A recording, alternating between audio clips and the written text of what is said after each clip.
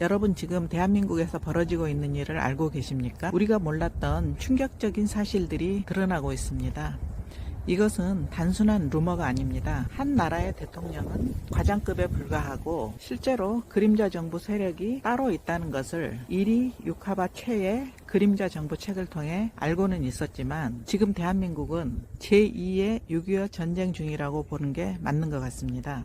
1950년 6.25 전쟁 당시 남한 내부의 공산주의자들이 나라를 혼란에 빠뜨렸고 지금은 비슷한 상황인 반국가 세력들이 대한민국을 위협하는 중입니다. 현대사회는 우크라이나 전쟁처럼 무기로 하는 전쟁도 있지만 이제 전쟁은 총과 칼이 아닌 사이버 전쟁, 정보전, 여론전으로 변했습니다. 현재 우리나라는 대통령 탄핵으로 국가 신인도는 떨어지고 고환율 속에 해외 투자 자본의 침투로 블랙록, 하인즈, 모건 스탠리 등 투자 운용사들이 한국의 부동산을 환율을 이용하여 저렴하게 사들여 수익을 올리고 있습니다. 여러분, 한국의 미래가 밝지 않으면 수백조 원을 운영하는 글로벌 투자 운용사들이 한국에 투자를 할 수 있을까요? 지금의 사태는 큰 그림으로 글로벌 서프라이징, 즉 글로벌 어젠다의 일환으로 한미일의 공급망 개편 작업의 과정의 하나로 대한민국에는 엄청난 4차 산업의 미래가 보장되어 있는 거대한 계획하에 있습니다. 그래서 1950년대 6.25 전쟁이 일어난 그 시점처럼 자를 지향하는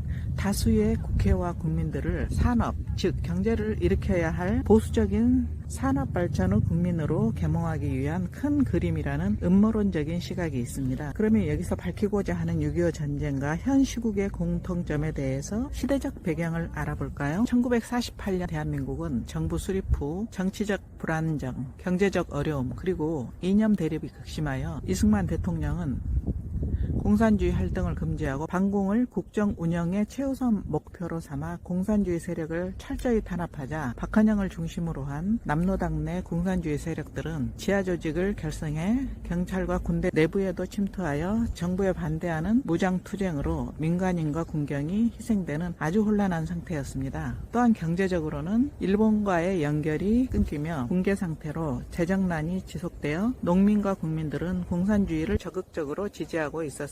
당시 동북아는 남한을 교두보로 미군의 군사적 요충지로 경제 발전을 이루어야 하는 계획하에 있었지만 공산주의 세력들은 본질적으로 경제를 일으킬 만한 생각도 능력도 없는 집단이라 공산주의에 물들어가는 남한의 국민들을 공산주의의 실체를 겪어봐야 할 필요성이 있다고 그림자 정부 세력은 판단했다는 것입니다. 그럼 왜 지금이 제2의 6.25 전쟁 중이라고 하는지 알아볼까요? 반국가 세력들이 움직이는 조직적 시위자들의 실체를 알아보고 충격을 받았습니다. 1948년 반국가 세력이 공산주의 세력이었다면 지금은 음지에서 생활하는 기초수급자들 20대, 30대 젊은이들과 페미니즘 여성들이 있다는 사실에 놀랐습니다. 왜 20대, 30대 젊은이들이 기초수급 생활자가 되었는지 유튜브 닷설람 TV에서 인터뷰한 20대 기초수급자의 인터뷰 내용을 보면서 충격을 받아 내용을 올려드립니다. 2021년에 문재인 정권이 시행한 정책인데 20대, 30대의 기초수급 생활자는 24만 5천 명으로 16만 2천 명 대비 50%나 증가한 상태입니다. 문재인 정권 이전에는 장애인이나 거동이 불편한 노인분들이 받아왔던 기초생활수급자 지정의 사각지대에 멀쩡한 사람이 정신병을 가장하여 4개월만 병원에 다니면 정신질환 진단을 받을 수 있다 하니 충격적입니다.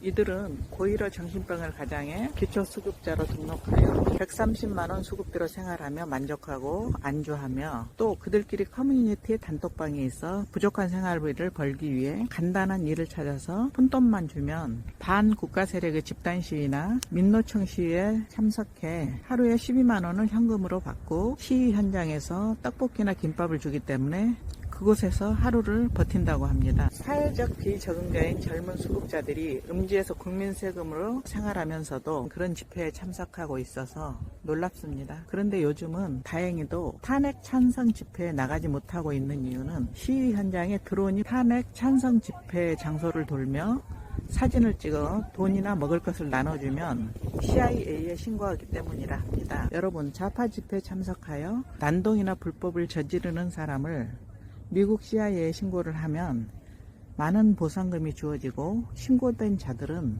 비자 발급이 중지되며 자녀가 유학 중이면 추방하며 최고의 압박은 계좌가 동결된다고 하니 대한민국을 중도 보수화하여 4차 산업혁명을 이루기 위해 국민 계몽운동을 위한 큰 그림이라는 주장은 꼭 음모론적으로만 볼 일은 아닌 것 같습니다.